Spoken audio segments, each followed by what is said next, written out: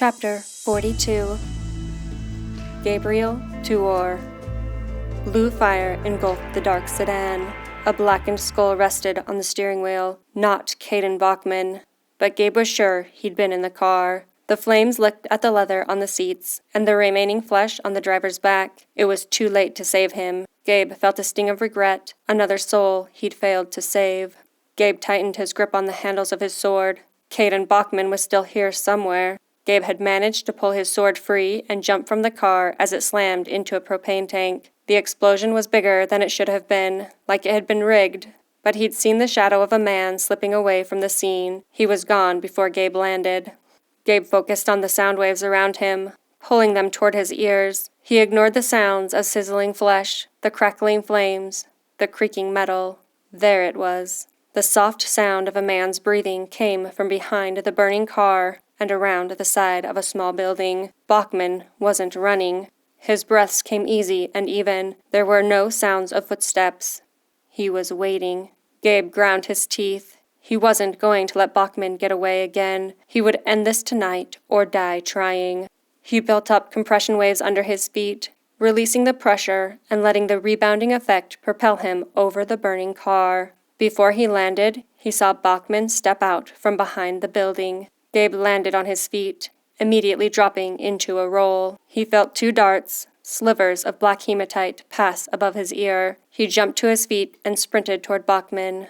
Bachman flipped his wrist, and Gabe dove to the side. He saw the darts pass just inches from his nose. He landed hard on his side, but didn't stop moving. He used his momentum to rock back onto his feet. Bachman was only a car length away. Gabe tried to hit the ground as a third round of darts flew from Bachman's fingers. 4 darts flew over Gabe's right shoulder, but the 5th hit its mark. The hematite shard buried itself several inches into Gabe's deltoid muscle, leaving a small sliver visible through the leather jacket. Gabe could feel the effects immediately. His energy sucked from the rest of his body, pooling into the small dart buried in his shoulder. He stumbled forward, but Bachman had already moved. Gabe slammed into the wall of an old industrial building, old enough to be made of brick and mortar. He slipped around the corner of the building to put a wall between him and Caden Bachman. He sheathed one of his swords and used his fingers to dig into the wound deep enough to get a grip on the shard. He pulled with a sudden jerk, and the shard ripped free.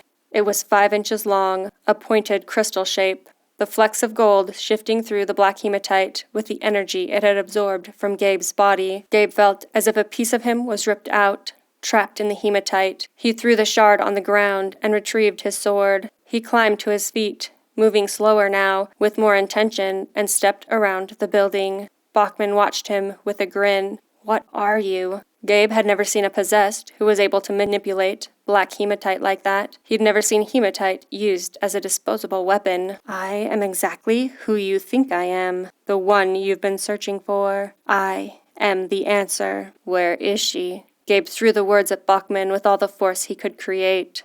Bachman raised an eyebrow. "You think I'd give you that? Lead you to her after all this time? Of course, we are talking about your descendant. The one that has been missing for almost 20 years. The one you could never save. You waste your time chasing a shadow. You always were a pathetic guardian." The pain of his words struck Gabe as firmly as a hematite dart. He hadn't been able to save her, even with all her knowledge, even with the visions and prophecies and preparations. She was gone, and he'd let it blind him. That didn't mean he would let this man get away with what he had done. He pushed himself forward, the ground rebounding from the force of his jump. Bachman stepped calmly to the side and raised his hand toward Gabe's flying form. Gabe felt the pressure hit his chest like a metal fist. He flew backward until he hit the wall of the building. He struggled against the invisible force, but it was formless. He could only grip desperately to his swords and focus on drawing air into his restricted lungs. "Pathetic," Bachman spat at Gabe. "You are all insignificant things. Poor excuses for the power of creation. Can you feel this power? This gift that should have always been mine? It has been lost for too long. But my triumph is at hand." Bachman stepped closer to Gabe. The force against Gabe's chest increased, cutting off the air. Stars swam in his vision. The cool bricks pressed against him, the inconsistencies in the grout digging into his back. Don't worry about your watcher, Bachman said. She and her son will learn the truth about you soon enough, but they won't live long enough to hate you. Gabe concentrated on the brick wall. He sensed its weakness, the natural vibration that flowed through the brick and mortar. He had no air left. The blackness started to overtake his vision. Gabe scraped the edge of his sword along the rough surface of the building. The resulting sound created a resonance that Gabe concentrated on, feeding it, making it grow. He watched the waves to the vibration he felt against his back, and through the sound waves against the wall. Bachman raised his other hand, and Gabe prepared for the extra force that smashed into him. The wall met its elastic limit and exploded inward, the structural integrity falling under the vibrations from Gabe's sword and the pressure Bachman put on it. Without the wall to create the opposing force, Gabe flew backward and was released from the pressure. He sucked in fresh air. Gabe twisted his body to the side and landed in a crouch inside an old, abandoned warehouse. Bachman lost his balance when the wall collapsed and stumbled forward. He landed on one knee, throwing his hands over his head as bricks rained down on him. Gabe lost sight of Bachman as bricks piled on top of him. The last brick fell with a clunk on top of the pile. Gabe took a tentative step forward. The bricks flew outward. Gabe dove for cover behind a dividing wall as bricks collided with the front. Gabe looked up and saw a rear exit door in front of him. Crunching footsteps approached as Bachman walked through the rubble toward him. Gabe dashed for the door and slammed his shoulder into it, breaking a chain that held it closed. Escaping to the outside, he circled the building in a sprint and didn't slow down when he came to the gaping hole in the wall. He jumped through the hole, knowing exactly where Bachman stood from the sounds he channeled to his ears. Gabe lifted his swords and brought them together, slicing down through air. His own momentum carried him forward, and he had to tuck and roll to keep from falling on his face. He jumped and whirled around, baffled at how he could have missed his target. Bachman stood facing him, undisturbed, a few inches to the side of where Gabe had calculated. He moves too fast, thought Gabe. I should have been able to react to that. His chest squeezed tight, his heart thumping in fear. He spun away, ducking behind a steel column, keeping the column between them as Bachman paced in a wide arc. Fear, Bachman said, a new emotion for you. You've experienced guilt, sorrow, anger, pain, but fear? I want you to feel that in the deepest crevice of your soul. You have been a sliver in my palm for too long, slowing my progress, throwing a wrench into my plans. I thought stopping her would be enough, but you've proved to be an infection just as severe. But as hard as you've been to find, I've had plenty of time to prepare. I am ready, and I need you out of the way. Out of the way? Had this been a trick to pull him away from Jaren and Treadon? Gabe's heart dropped.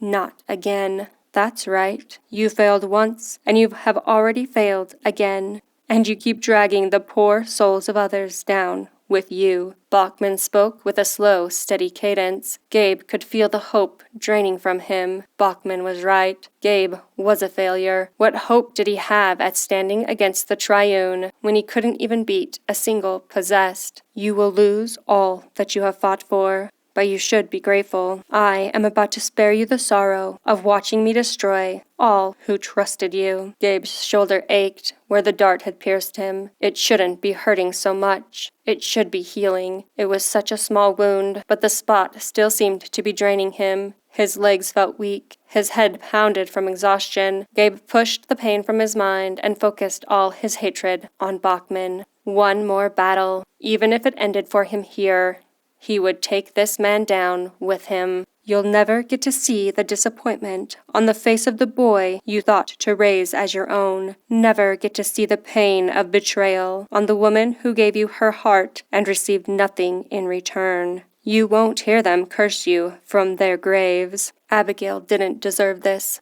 Treadon never had a chance, and it was his fault. Gabe's anger blocked out the other emotions, blocked out all other sensation. Gabe waited for Bachman to step into view, and then he pushed off the column, running forward, anticipating the 5 shards that shot straight from the end of Bachman's fingertips. He hit the ground at the last second, sliding along the concrete floor, shredding his jacket as the darts flew over his head. He was back up, moving so quickly he was a blur. He drew back his swords and aimed them at Bachman's heart. He thrust the swords forward, the gleaming tips of the swords an inch from his enemy's chest. Bachman lifted his hands. The tips of Gabe's swords hit what should have been the fleshy center of Bachman's palms, but the sword hit something solid. The impact drove the swords from Gabe's grip. They landed at the feet of Bachman. Bachman took a small step to the side as Gabe toppled over, unable to stop. He landed on his back beyond the reach of his blades. Bachman stepped over the swords to stand above Gabe, his hands out, fingers pointed down toward Gabe's chest. Gabe rolled out of the way as 5 more darts shot down at him.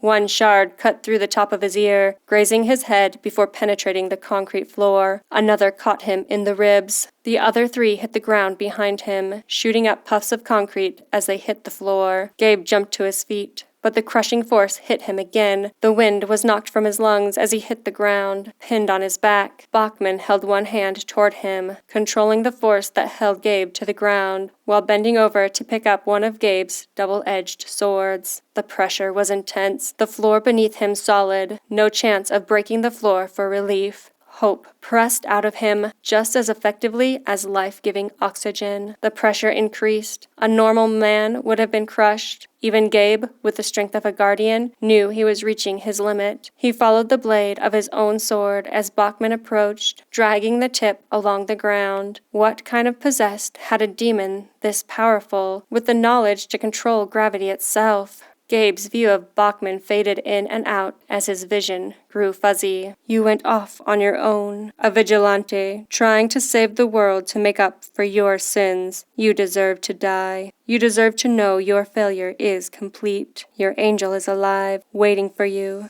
Waiting for the guardian who will never come. Even she couldn't foresee this ending. Gabe refused to close his eyes as Bachman drew back his own blade, aiming it at his chest.